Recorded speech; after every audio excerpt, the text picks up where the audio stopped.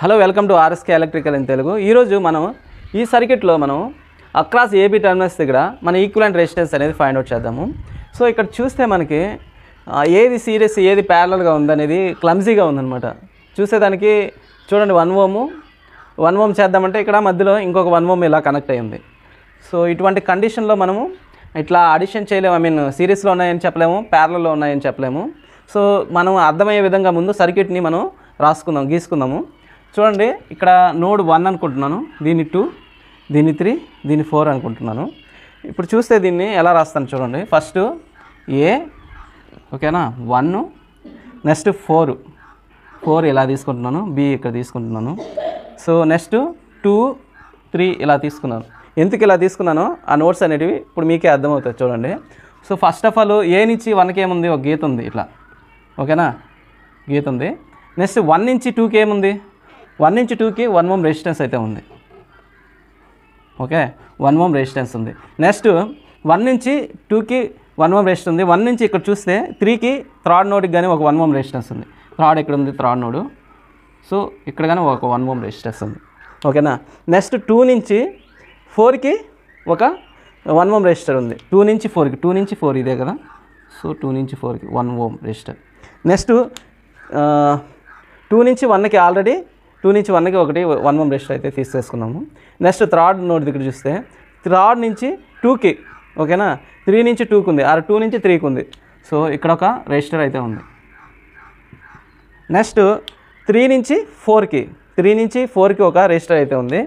So ఇక్కడ అంతా అన్ని రెసిస్టర్లు వచ్చి 1 ఓమే అనమాట. సో ఫైనల్గా బి నుంచి 4కి ఒక షార్ట్ సర్క్యూట్ అయితే ఉంది అనమాట, ఒక line. So across AB terminals ఇక్కడ మనం ఈక్వివలెంట్ రెసిస్టెన్స్ అయితే ఫైండ్ అవుట్ చేయాలి. సో ఇక్కడ మనం చూసుకుంటే బ్రిడ్జ్ అనేది బ్యాలెన్స్డ్. ఇక్కడ చూడండి ఆపోజిట్ రెసిస్టెన్స్ 1 into 1 1 ఓము, 1 into 1 1 ఓము ఈక్వల్గా ఉన్నాయన్నమాట.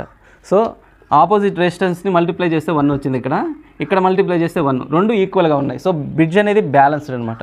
బ్యాలెన్స్డ్ కండిషన్లో మనం ఇక్కడ ఎంత ఓమ్స్ ఉన్నా కానీ, ఇక్కడ 1 ఓమ్ ఉంది ఫర్ ఎగ్జాంపుల్, 100 ఓమ్స్, ఎంత 10 ఓమ్స్ ఎంత ఉన్నా కానీ మనకు ఫైనల్గా ఇక్కడ ఇది రిమూవ్ అయిపోతుంది, ఓకేనా.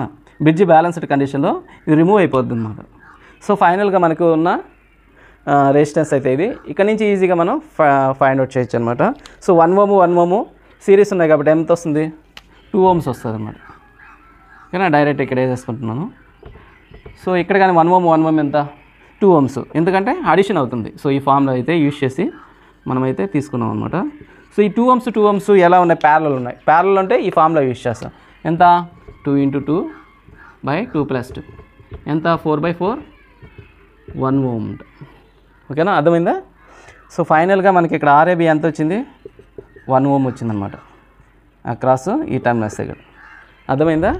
సో ఇట్లాగా క్లమ్జీగా ఇచ్చినప్పుడు మనం దాన్ని ఒక ఇలా నోట్స్ తీసుకొని సమ్ వాల్యూస్ అంటే న్యూమరికల్లో తీసుకోవచ్చు, లేకపోతే ఆల్ఫాబెట్లో కానీ తీసుకొని మనకి సింపుల్గా దాని ఒక డయాగ్రామ్గా వేసుకుంటే మనకు ఒక బ్రిడ్జ్ టైప్ ఒక సర్క్యూట్ వస్తుంది. దాని నుంచి you can easily find out the equivalent resistance అనమాట. బ్రిడ్జ్ బ్యాలెన్స్ అయితే ఈజీగా మనకి రెసిస్టెన్స్ వాల్యూ అయితే వస్తుంది.